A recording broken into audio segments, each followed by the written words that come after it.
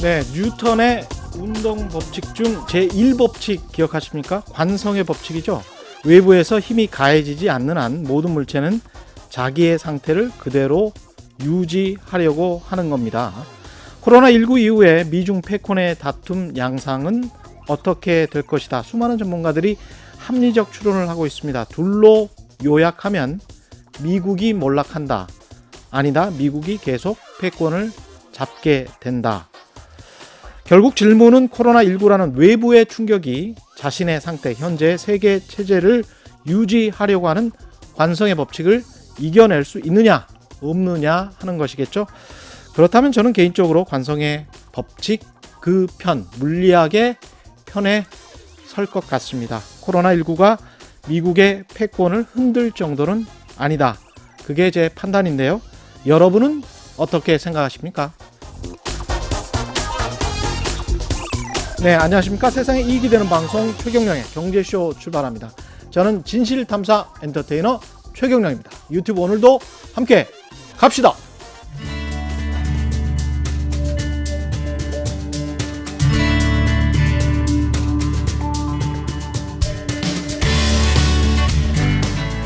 경제방송 아무거나 들으면 큰일 납니다.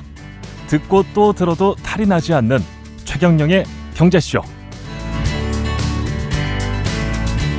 네, 지난 6월 17일 21번째 부동산 대책이 발표됐는데요. 부동산 전문가들도 헷갈리고 사실 저도 보도자료를 보면서 이렇게 되면은 나중에 집 사고 팔 때 세법 아주 골치 아프겠다 그런 생각을 했습니다.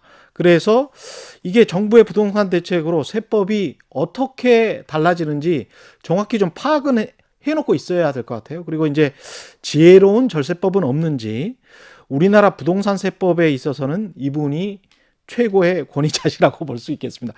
최경영의 경제쇼 공식 자문세무사이시고요. 세무법인 다솔의 안순남 대표 세무사님이십니다. 안녕하십니까? 네, 안녕하세요. 예, 오랜만에 모셨습니다. 네, 예, 감사합니다. 예, 감사합니다. 일단 6월 17일에 부동산 규제 대책이 발표됐습니다. 네, 일단 굉장히 복잡하더라고요. 네, 그렇죠. 예, 어떻습니까? 예, 어지럽습니다. 예, 시장 반응은 우선 이제 세무사님들 중에서 예. 일부가 이제 그나마 어떻게 상담을 했는데 예, 이번 대책 발표나고 식사를 같이 하는 분들 말씀들이 이제 양도소득세 자체를 공부도 안 하고 안 하겠다고 이제 이렇게 선언하신 분이 예, 그래서 참 저희들끼리도 왜요? 예, 왜냐하면 이게 지뢰밭이잖아요 지금 사실. 지뢰밭이다. 예, 상담료도 1, 20만 원, 2, 30만 원 받고 상담을 했다가 예. 잘못돼서 가산세 뭐 물어주는 경우가 지난번에 판례에서 2억까지 물어주는 판례가 나왔거든요. 그러면은 세무사에게 뭐 어떤 책임 추궁을 한 거죠. 예, 그 소비자가 그렇습니다. 예, 법원에서도 그러면 양도 전에 상담한 케이스는 세무사가 책임을 져야 된다는 그런 판례까지 나오다 보니까 세무사님들이 이제는 정말 겁을 먹어서 상담 자체가 예, 안 됩니다. 이제 지금 굉장히 조심스럽군요. 네, 조심스럽고 본인이 정확히 아는 것만 대답을 해주고 조금이라도 벗어나거나 예, 조금이라도 해석이 달리 나올 것 같으면 본인들이 상담 자체를 못하니까 시중에서는 정말 일반인들이 상담을 받을 곳이 없으세요.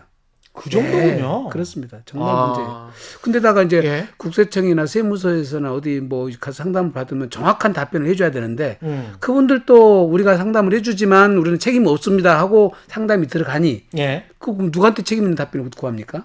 그래서 소비자들이 그렇죠. 예. 어떤 의사선택을 하기가 지금 난감한 상황이 됐습니다.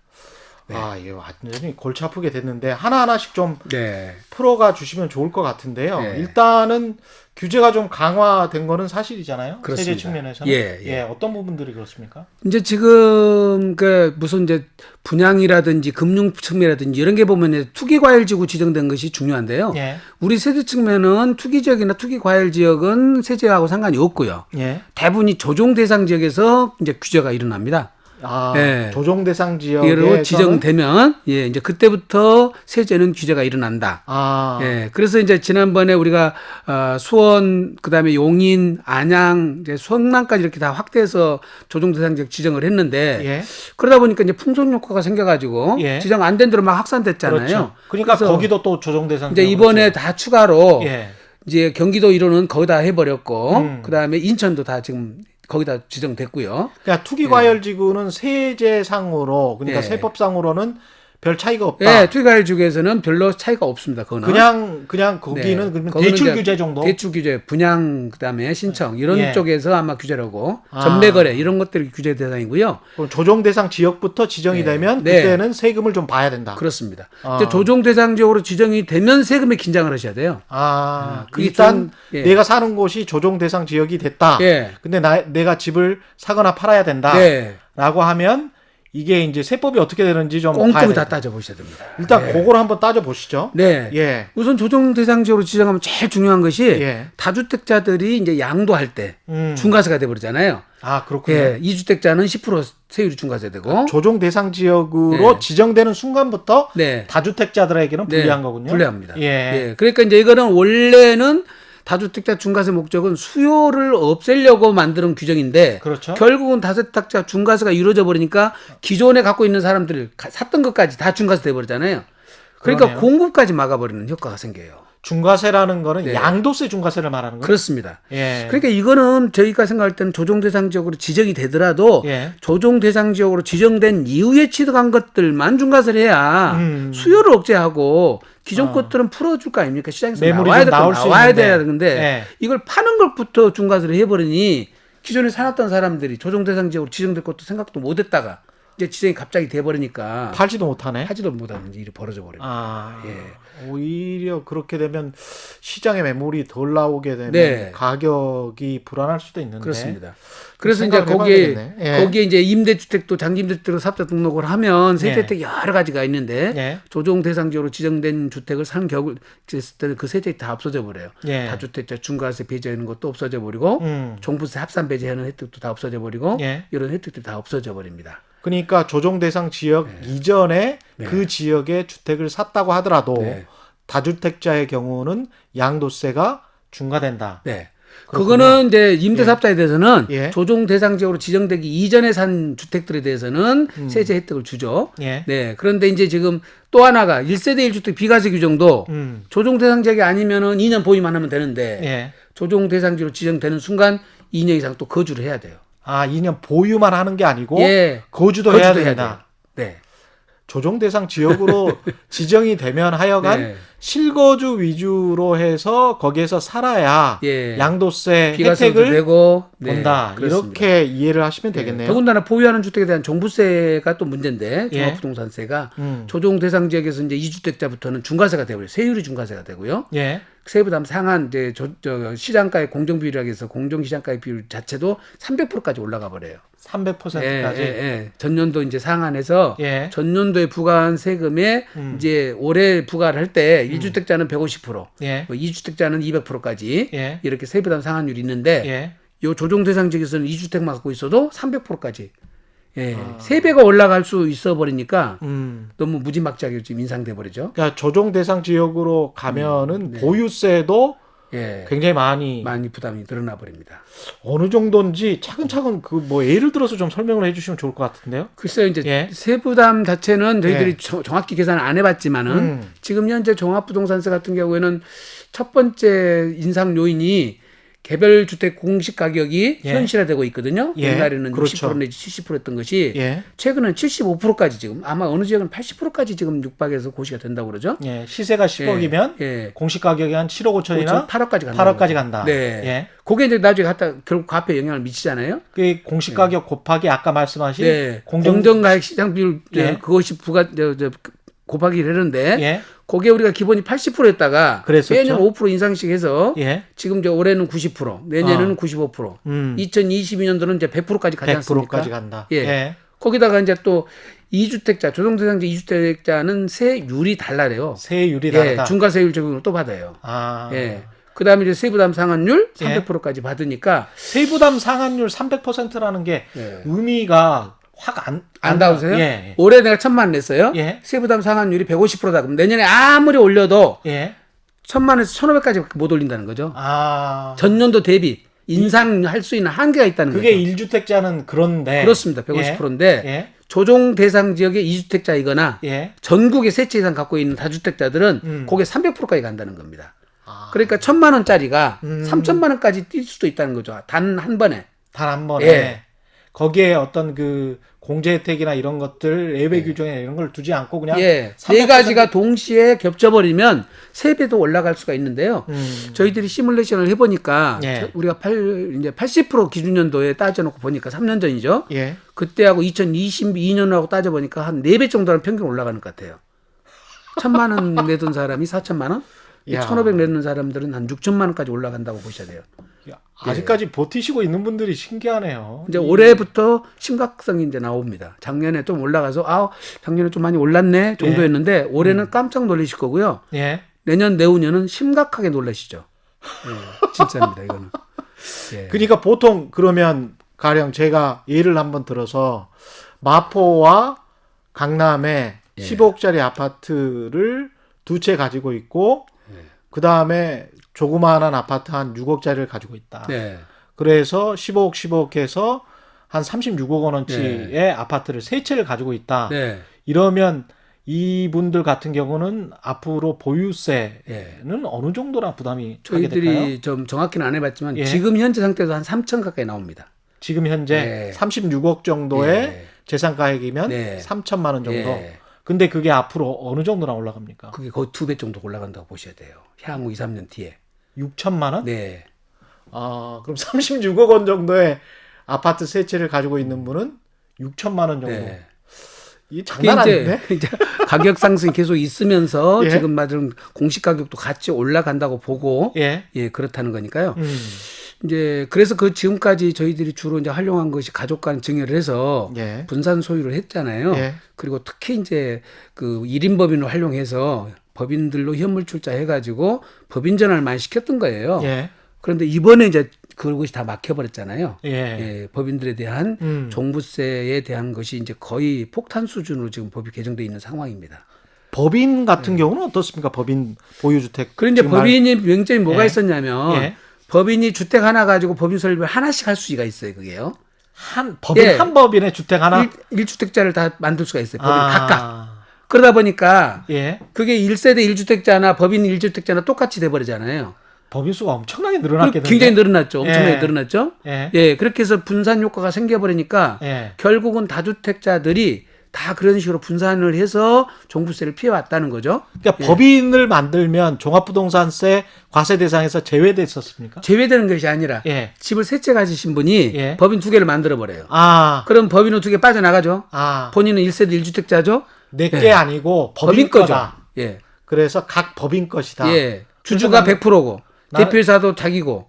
그런데 이제 개인과 분리가 돼 버리니까 아, 아주 예. 법적으로 깜찍하게 이렇게 이렇게 도망을 그거를 쳤는데 이제 어떻게 예. 보면은 악용했다면 악용이지만 서명이죠. 법적으로는 그때는 하자가 없었으니까. 그렇죠. 예, 예. 그런 식으로 해서 법인으로 많이 이렇게 이제 지금 절세 플랜을 짜고 그러니까 그렇게- 1주택만 법인의 재산이 1주택만 가지고 있는 법인들이 네. 많다는 거네요. 그렇습니다. 예. 아, 그렇게 돼서 근데 이제 정부가 이번에 6.17 대책은 법인 보유주택의 종부세 공제는 다 폐지해 버렸다. 예.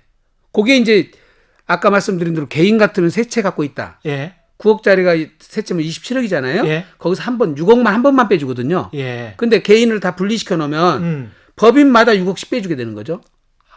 그러다 보니까 6억이면 3, 6, 18억이 공제가 돼 버리잖아요. 그렇죠. 그러니까 이제 법인 수만큼 다 분산돼 버리면 과세 효과가 이제 엄청나게 떨어져 버리죠. 그렇죠. 그래서 법인의 경우에는 아예 6억 기본 공제 해주는 자체를 없애버린 거죠. 법인은 그러면은 이 법인을 가지고 어떤 세금을 회피하려고 했던 사람들 입장에서는 네. 어떤 부담을 지게 되는 건가요? 지금 종부세율도 개인의 경우는 예. 0.6%에서 예를 들어서 3%, 그다음에 0.8에서 4%까지가 최고세율인데 예. 법인의 경우는 2주택자는 이하는 3% 단일세율이에요. 이것도 예. 무조건 3%. 어. 그다음에 조정 대상 지역에서 2주택 이상 그거는 4%. 그게 단일세율이니까 예. 아주 계산도 간단하죠. 예. 왜냐하면 지금 뭐 10억짜리다. 예. 그럼 6억 공제도 없잖아요. 예. 그리고 4%를 갖다 바로 계산해 버리니까 4천만 원이 바로 나와 버리죠. 10억짜리나 4천만 원이죠, 종부세가. 종부세가 네, 네. 4천만 원? 네. 법인의 경우에는 아, 그렇군요. 예, 예. 그러면 이게 무슨 뭐 개인이 가지고 있었던 것보다 더 불리할 수도 있겠습니다. 그러면. 엄청나게 불리하죠. 물론 이제 세부담 상한율 같은 거 있어서 예. 당장 내년부터 그렇게 과세되지는 않습니다만은 예. 장래적으로 보면은 어. 법인한테 최대 그냥 과표에 그냥 개별 공시지가 고시된 금액에 그냥 단일세율 3%나 4% 곱해서 세금이 나오니까 이거는 어마어마한 세금이죠, 사실은. 근데 그걸 국세청이 네. 아까 100% 이제 본인이 다 자기 자본으로 출자한 법인이라는 거죠. 네. 그 법인 재산은 1주택밖에 없고 네. 그러면 그걸 국세청이 다 찾아낼 수 있습니까? 이 사람의 주민등록번호와 그거는 이 법인 법인별로 하니까요. 예. 아무 문제가 없죠. 아 그래요? 법인별로 한 채면 한 채, 법인이 갖고 있는 두 채면 두 채. 그건 개인하고 합산할 필요도 없습니다. 그는. 개인하고 합산할 필요도 없이 네. 그건 자동으로 계산될 수 있습니다. 그건. 그냥 기본 공제를 배제를 해버리는 거네요. 그렇습니다. 법인별, 소유별, 과세 표준별 세율 바로 굽으니까 계산도 아주 꼼짝만 하네. 그래서 이번에 이제 법인 전환해서 대비를 하셨던 분들이 지금 이제 일부는 가세가 강화될 거라고는 예측은 다 했었어요, 시장에서도. 예. 근데 요 정도까지 갈 거라고는 상상을 못 했던 거죠. 그래서 그러면 만약에 법인으로 전환했던 분들은 다시 본인에게 그 소유권을 이전을 시키려면 되파는 형식이 돼야 됩니까? 그렇습니다. 대판 형식을 취해야 됩니다. 이것도 또 세금 나올 것 같은데? 그러니까 이제 그러다 보니까 취득세부터 또 내야 되니까. 그렇죠. 그리고 장난 아니네. 자기한테 본인한테 갖고 오는 순간 또 이제 자기 다른 주택하고 또 종부세. 합산되잖아요. 그러다 보니까 이제 이게 지금 만만치 않다는 거죠. 아마 법인 소유를 갖고 계신 분들은 이제 매물이 좀 나올 것도 같다는 생각이 들거든요. 다른 사람한테 어차피 팔아야 되네. 그러면 파는 경우가 많을 거라고 보여집니다. 그럼 상당히 매물이 좀 있을 거라고 보여지는 거죠. 아마 아마 정부도 그걸 기대하고 이제 법인의 경우에는 원래 추가 세율이라는 게 또 있어요. 법인세를 내고 주택의 경우에는 비상용 토지는 그동안에 10%를 추가 세율로 더 냈었는데 이번에는 이제 20%또 올려버리거든요. 이제 그거는 당장에 지금 시행을 안 하고 그거는 내년 1월 1일부터 중과세율 이제 가산세율 20%를 하겠다고 그러니까 연말까지 기회를 주면서 팔을 하고 유도를 하실 것 같습니다. 그래서 지난번에 이제 법인으로 바꿔서 세금을 조금 좀 덜 내보려고 했던 사람들은 연말까지 기회를 줄 테니까 매물로 좀 나오게 유도를 하는 그런 측면이 있었군요. 그런 측면이 있다고 봐야죠. 정부가 의도가 그런 게 있었구나. 그러면 그런 그 물량도 그때 뭐 수십만 개 정도는 서울 수도권에서 그렇게 됐었던 거 아닙니까? 글쎄요, 그렇게까지는 나올 것 같지는 그렇게까지는 아니고 안 나오고요. 수만 개 수준이라고 생각하면 될까요? 종부세도 마찬가지로 법이 시행된다고 그래서 바로 그렇게 그 세액 자체가 그렇게 바로 과세되는 건 아니고요. 세부담 상한율 때문에 점진적으로 늘어난다는 것이지. 그래서 조금 시간적 여유는 있어요. 시간적 여유는 있다. 있기 때문에 궁극적으로 아마 그거는 이제 법인도 못 견딜 것이라고 우리가 보는 것이지. 그러면 그 법인이 팔 때는 양도세는 어떻습니까? 이제 법인세는 내는데 법인세가 낮아요, 일반 소득세보다. 2억까지는 10%. 2억 초과를 부르는 20%잖아요. 그러니까 이제 개인보다는 훨씬 세율이 낮죠. 그러니까 시세 차익이죠. 차익에 대해서. 그런데 이제 너무 세율이 낮으니까 주택 부분에 추가 과세를 또 했던 건데 10% 갖고 너무 낮다는 거죠. 그렇죠. 20%에서 10% 합해봐도 30%밖에 안 되잖아요. 그렇죠. 근데 개인 같으면은 법인 다주택 중과세 걸리면 62%, 게다가 지방소득세까지면 68%까지 부과돼 버리잖아요. 그러니까 법인으로 도망칠 만한 그런 요인이 됐었. 그동안에 좀 있었습니다. 그런 부분이. 그래서 아는 사람들은 법인을 이용한 절세 플랜을 많이 썼던 거죠. 근데 그것도 인상이 됐습니까, 지금?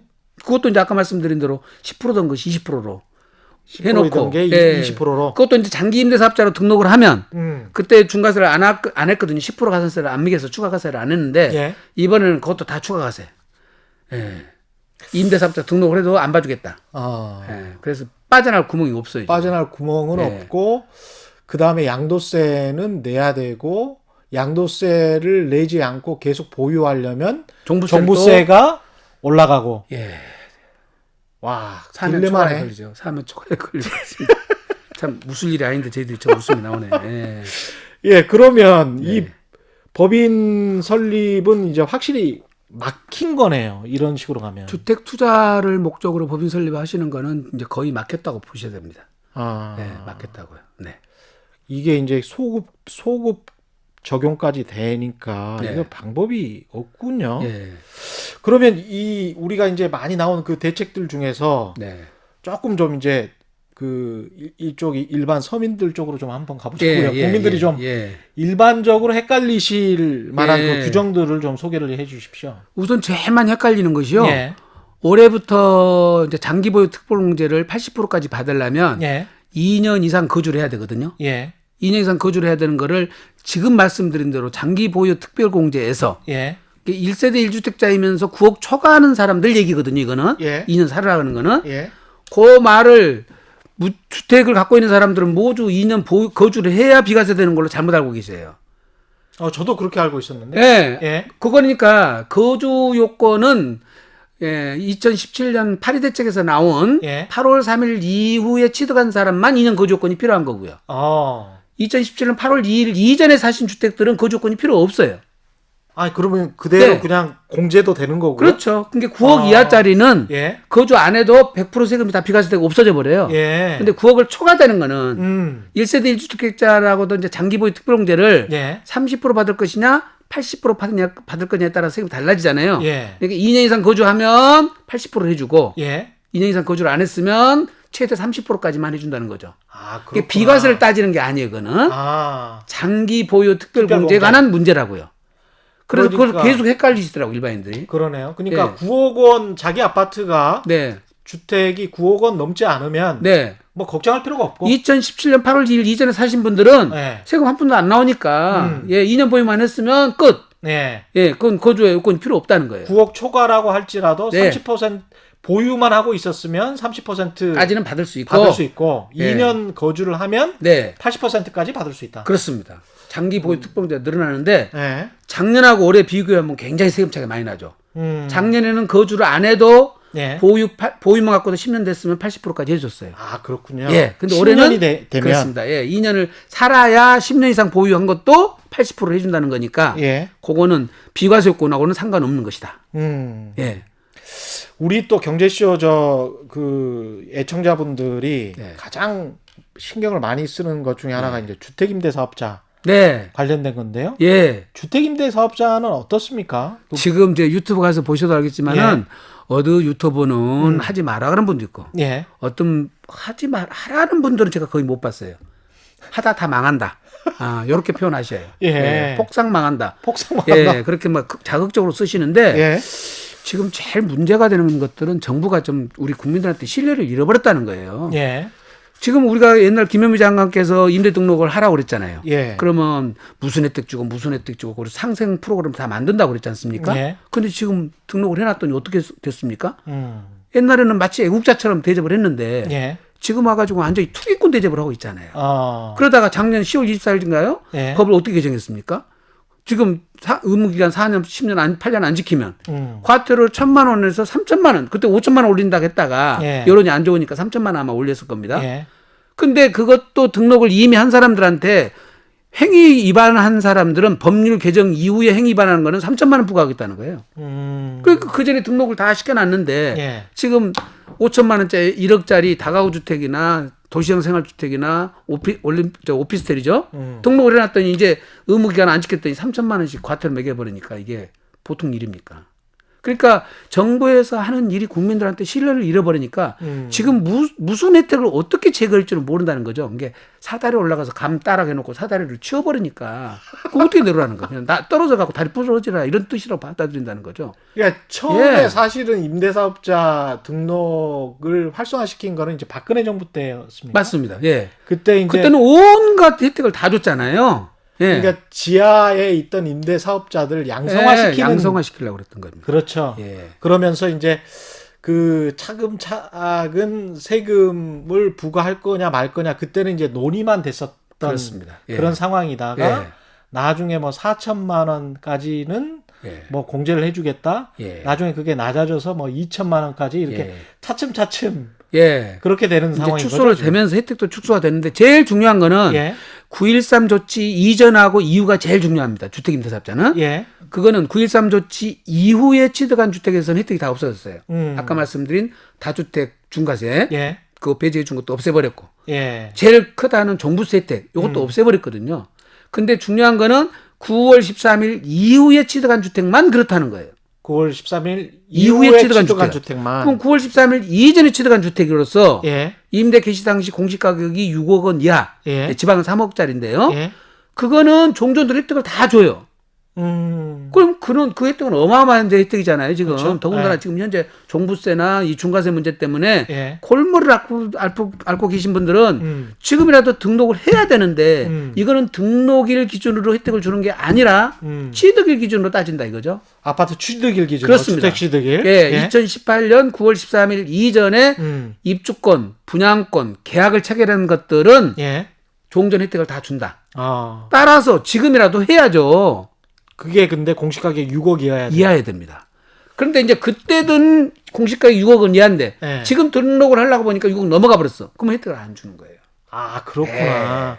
그러니까 이게 전반적으로 과열이 되고 조정 대상 지역에 지정되고 이런 분위기하고 연결이 되네요. 연결이 그러니까. 되죠. 서울 그때, 수도권에서 아파트 가격이 너무 올라가니까 네. 줬던 혜택을 다시 이제 뺏는 그런 그것이 거네요. 이제 보니까 임대사업자로 해가지고 예. 투기 수요가 다 글로 몰려버리는 거거든요. 예. 그러다 보니까 이거는 임대주택 때문에 투기 수요가 또 늘어나 버렸구나. 아. 그래서 그거를 막았는데 예. 사실은 그거는 파리 대책 때 막았어야 맞죠. 그때 이미 조정 대상 지역은 막았어야 되는데 한 타임 놓쳤죠, 사실은. 예. 예, 놓쳤는데 어쨌거나 지금 국민주택 규모 이하인 주택에 대해서는 마찬가지로 9.13 조치 이전 거는 예. 가액에 상관없이 예.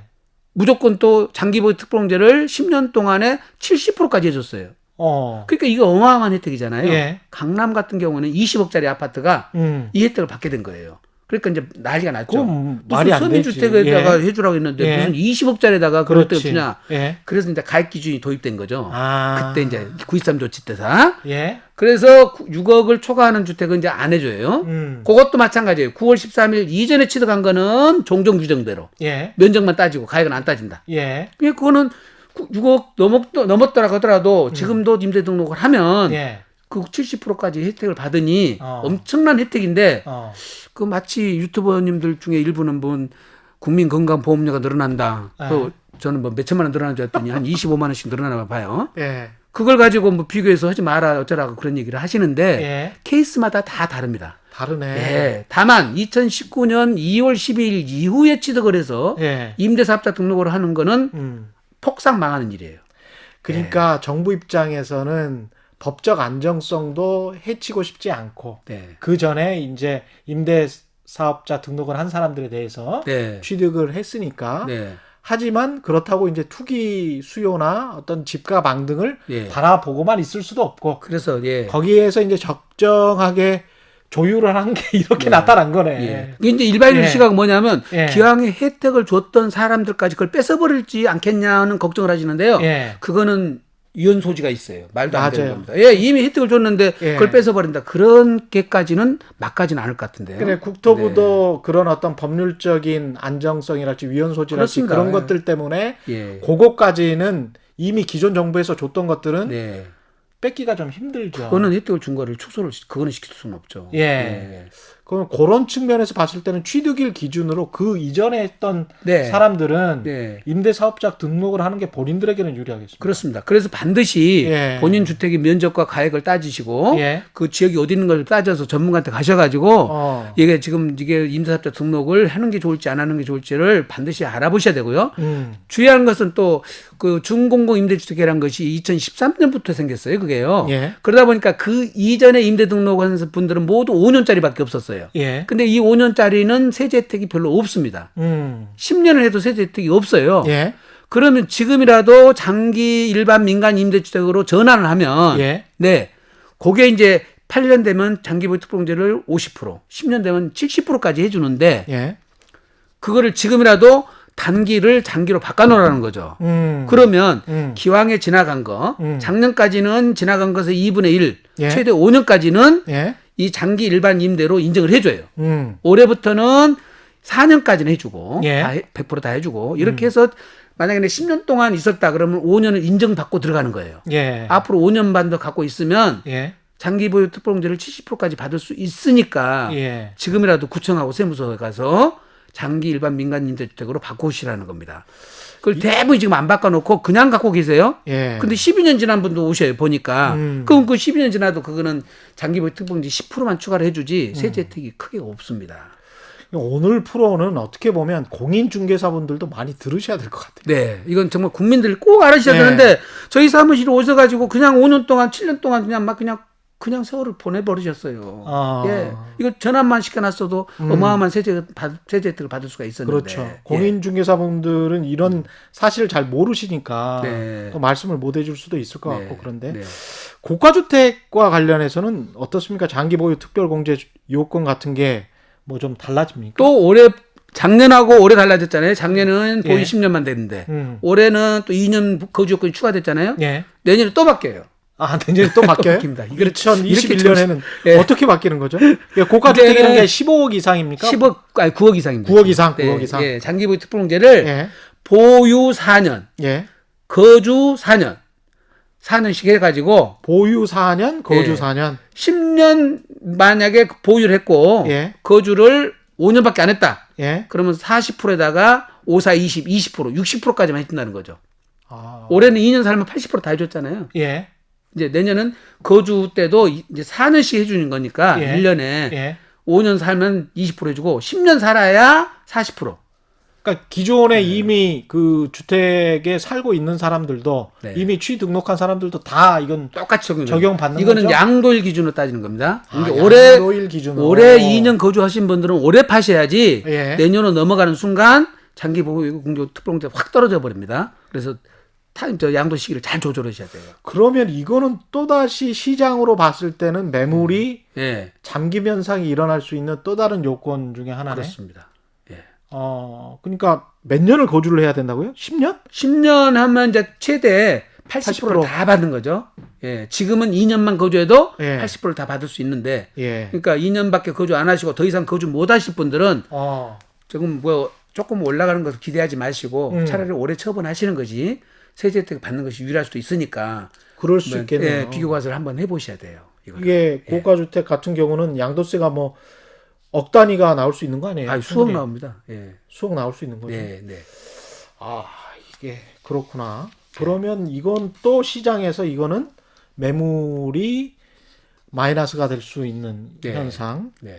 이것저것 한번 시장이랑 생각을 좀 많이 해보셔야 될 것 같아요. 이 세제가 어떻게 부동산 시장에 영향을 미칠 수 있는지, 네. 매물이랄지 매도 물량 뭐 이런 것들을 곰곰이 좀 생각을 하면서 들으시는 것도 좋을 것 같습니다. 근데 이게 지금 부동산 문제를 푸는 것은 개인적으로 푸는 것은 난수표 푸는 거랑 같아서 난수표네. 예, 전문가들 찾아가셔가지고 개인적 사례 가지고 개별적 상담을 다 받으셔야지 예. 일률적으로 대답해 드릴 수가 없어요. 그다음에 이제 케이스마다 다 다릅니다. 내 세금도 내 세금이지만 예. 시장의 동향 네. 앞으로 뭐 오를 거냐 오른다면 네. 얼마나 오를 거냐 네. 내린다면 얼마나 내릴 거냐 네. 이것도 좀 판단을 해야 될 거 아니에요? 그렇습니다. 그래서 예. 보유를 계속 간다면 내가 종부세를 감당할 수가 있는지 예. 만약에 내가 시간적인 여유가 1년, 2년 비과세를 내가 받아야 된다면 2년 안에 팔아야 되거든요. 그렇죠. 근데 2년 안에 못 팔아버리면 비과세가 안 돼버리면 세금이 중과세가 전환되는 순간 예. 6천만 원 낼 세금이 4억으로 늘어나 버려요.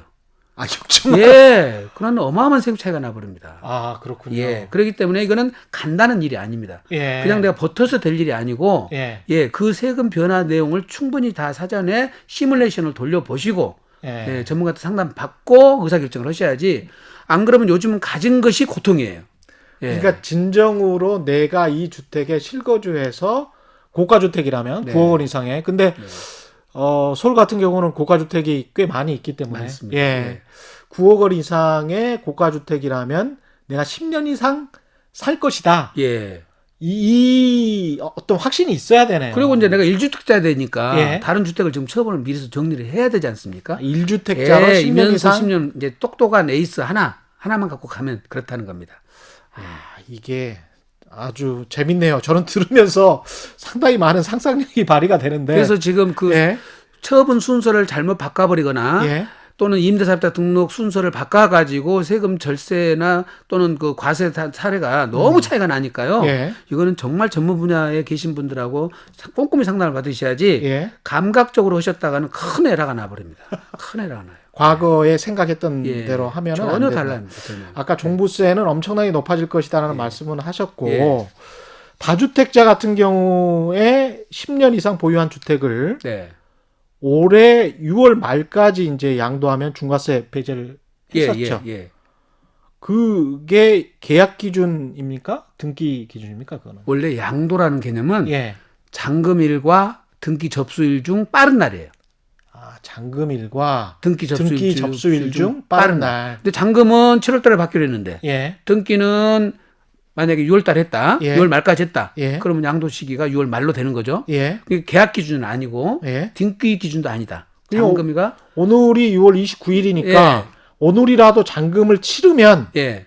되는 거네요. 되는데 잔금 오늘 계약했는데 오늘 잔금 치를 수는 없을 거 아닙니까? 예. 그러니까 오늘 등기를 넘겨주고 예. 잔금은 다음에 받아도 되는데 아니면 돈이 있다면 그냥 잔금까지 잔금 다 치러보자고요. 근데 이제 이거는 예. 또 등기를 먼저 넣은 건 좀 불안하잖아요. 예. 대부분이 반대 등기를 해서 과등기를 잡아놓습니다. 근저당 설정을 하거나 예. 전세권 설정을 해서 예. 소유권 이전 등기를 먼저 해버리는 분들이 계시는데 그것도 예. 가능해요 지금.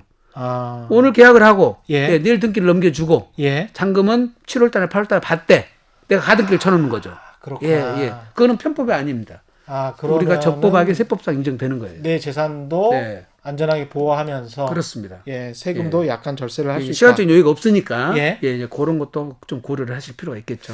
네. 지난번에 나오셔서 한번 이런 말씀하셨어요. 다가구 주택을 네. 불법으로 용도 변경해서 그것만 가지고 있는 할아버지 할머니들 같은 경우에 예. 그냥 옥탑방 같은 거 만들어 가지고 맞습니다. 했다가 예. 양도했을 때 세금 폭탄 맞았다. 지난번에 서울지방국세청 앞에서 예. 예, 지금 그 시위하고 한 20-30명이 시위하고 난리가 났었어요. 그런 할아버지 예. 할머니들이 예. 이제 잘 그게- 세법을 모르시는 분들. 그게 이제 원래 세법은 다가구 예. 주택을 그걸 공동주택으로 취급하거든요. 예. 그래서 가구당으로 평가해서 고급주택도 빼주는 거고 예. 부가세도 제외시켜주는 거고 예. 이러는데 1세대 1주택을 판정할 때는 이걸 공동주택으로 취급하니까 그 중에 하나만 비과세해주고 나머지는 과세가 되니까 불리해지잖아요. 그렇죠. 그래서 다가구 주택을 좀 그런 불리한 점을 막아주려고 특례를 따로 만들었어요. 예. 일괄로 한꺼번에 팔면 한꺼번에 예. 그걸 단독주택으로 전체를 비과세해줄게. 그렇죠.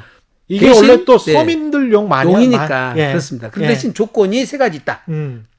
층수를 3계층으로 지켜라. 예. 그다음에 20가구 이하로 지어라. 아. 그다음에 전체 면적은 200평을 넘어가면 안 된다. 아, 그런 이 세 조항이 가지 있었군요. 요건을 지켜야 예. 되는데 예. 다가구 주택들이 임대가 안 나가니까 예. 불법을 많이 저질러요.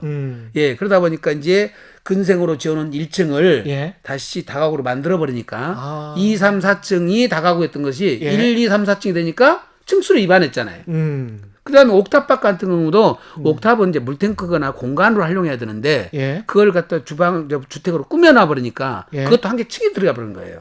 그게 층수 위반이 걸려 버리잖아요. 예. 그러면 그걸 공동주택으로 봐서 하나만 비과세를 해주고 예를 들어서 16가구다 그러면 한 가구는 비과세 해주고 15가구는 세금을 내는데 예. 그게 서울에 있는 집이에요. 그러면 조정 대상 지역이 되잖아요. 예. 다주택자 중과세 규정이 걸려가지고 68.2% 세금 맞아버리니까 완전 세금 폭탄이 떨어져 버리죠. 예. 이런 거는 진짜 정말 잘 알아야 될 것 같고요. 예. 예. 내년부터 달라지는 세법은 예. 좀 이야기를 좀 해주시면 좋을 것 같습니다. 지금 내년부터 달라진 세법 중에서 가장 지금 아킬레스건이 예. 보유기간 2년 지금 요건 있지 않습니까? 예. 올해까지는 10채를 갖고 있다 하더라도 9채를 오늘 팔고 예. 마지막 한 채를 내일 팔면 예. 그 한 채를 취득일로부터 양도일까지 2년만 넘었으면 비과세를 해줘요. 아, 그래요? 예, 지금은. 예. 근데 내년부터는 9채를 10채 갖고 있다가 9채를 팔고 예. 한 채 갖고 있는 주택을 2년 이상 갖고 있거나 거주를 해야만 아. 비과세를 해주는 거예요. 그렇군요. 예. 근데 이게 일반 국민들이 거의 잘 모르셔요, 지금. 취급하시는 분도 잘 모르시고. 예. 그러면 이제 올해 지금 한 채를 팔아서 세금을 냈어요. 예. 그럼 내년에 팔면은 비과세가 안 되잖아요. 2년이 안 됐으니까. 예. 2년 기다렸다가 팔아야 비과세가 되는데 요거 안 지켜갖고 세금 폭탄 맞는 분이 너무 많을 것 같아요. 정말로. 이거 저희들도 이건 좀 전문가들도 조심하셔야 될 것 같아요. 조심할 정도가 아니라 예. 일반 국민들이 모르고 계시니까. 예. 그리고 이걸 취급하시는 중개사분들이 정말 알아야 되는데 이걸 알려주셔야 되거든요. 예. 근데 물어보지도 않잖아요. 너무 지금 큰일이에요. 지금 이거는. 그러면 정부에서 만약에 이제 2주택자입니다. 네. 올해 12월 뭐 18일 날 한 네. 채를 양도를 했어요. 네. 그리고 2021년 12월 18일 날 이후에 양도를 네. 해야 예. 그래야 비과세 아니 올해 했다면은 예. 2021년도 안 돼. 2022년도에 팔아야 돼. 2022년에 예, 2년을 지나야 되니까. 2년을 지나야. 그렇게 되는 거구나. 이게 심각한 일이에요. 예. 심각한 일. 한 채를 팔았다면 2년이 지나야. 예, 두 채 예. 갖고 있다가 한 채를 세금을 내고 음. 다시 마지막 한 채를 다시 팔 때는 예. 2년이 지나서 순수하게 1주택자로서 2년 보유 요건을 충족해야 된다. 예, 그렇게 지금 요건을 만들어 놔가지고 예. 비과세 요건이 달라졌으니까 집을 파시기 전에는 무조건 전문가한테 상담 받고 판단하셔야 돼요. 또 케이스가 다 다릅니다. 예. 케이스가 예를 들어서 일시적 1세대 주택자는 또 그거는 혜택을 줬어요. 예를 예. 들어서 기왕에 있는 내 집을 갖고 있다가 새로운 집을 샀어요. 예. 이 새로운 집을 산 날로부터 3년 안에만 팔면 종료주택 비과세 받을 수 있잖아요. 예. 그 다음 거 팔 때도 요거는 똑같이 혜택을 줘요. 그거는 예. 즉 취득일로부터 양도일까지 2년만 됐으면 비과세를 해준다는 거죠. 예. 이 케이스가 케이스마다 다 다르니 일반인들이 판단하실 수는 없다. 예. 이거는 전문가들이 세 분한테 가서 한 분한테 그것도 물으면 안 돼요. 전문가 세 명한테 가서 내가 비과세입니까? 과세입니까? 꼭 물으셔서 세 명이 동시에 비과세 맞습니다. 그러면 파시고 거기에 말이 엇갈리면 다시 4명, 5명이 또 가봐셔야 돼요. 그렇군요. 예. 이제 비과세 한번 받으려면 예. 정말 지뢰밭을 통과시켜서 비과세 받으셔야 됩니다. 큰일 납니다. 이게 집 한 채만 갖고 있는 경우가 이제 뭐 상당히 많으니까요. 대부분의 사람들은. 네, 그럴 한 채밖에 거니까. 아닌 분들은 걱정 예. 안 되고요. 다주택자로서 예. 이제 그동안 1번, 2번, 3번 팔고 이제 4번째가 비과세 받을 때는 어떻게 예. 하냐. 이런 케이스니까. 예. 예. 근데 이제 한 채를 갖고 있는 경우는 네. 처분 시기에 따라서 뭐 이게 복잡할 수도 있습니까? 계정상 모르고 뭐 지구상에 한 채만 있다. 지구상 한 예. 채만 있다. 저는 항상 표현을 그렇게 합니다. 예. 왜냐하면 지구상에 한 채 있냐고 물어보면은 또 거기서 무가주택도 나오고요. 예. 오피스도 나오고 펜션도 나오고 막 무엇이 나와요. 예. 그걸 집이 아니라고 생각을 하시는 거예요. 예. 이게 지구상에 건물이 몇 개 있냐 갖고 따지셔야 되는데 예. 일반인들은 예. 이게 주택수에 들어가는지 안 들어가는지 당신이 재단에서 다 빼요. 이건 아니겠지. 저건 아니겠지. 나는 예. 출근 아니니까 안 되겠지.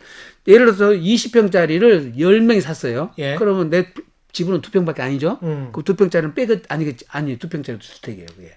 근데 가령 멸실주택 같은 거 있지 않습니까? 예. 재건축 조합원이었어요. 예. 근데 집을 허물었어. 예. 그래가지고 지금 땅밖에 안 남은 거예요. 네. 거기다 막 이제 착공을 하고 있어요. 예. 그런데 내가 또 집이 있어. 네. 그러면 이 사람은 1주택자입니까? 2주택자입니까? 2주택자예요. 아, 2주택자예요? 그 조합원 입주권은 예. 일반 분양권과 달리 그걸 주택수에 지금 들어가 있어요. 아, 그래요? 네, 비과세 규정을 적용받을 때도 주택수에 들어가 있고요.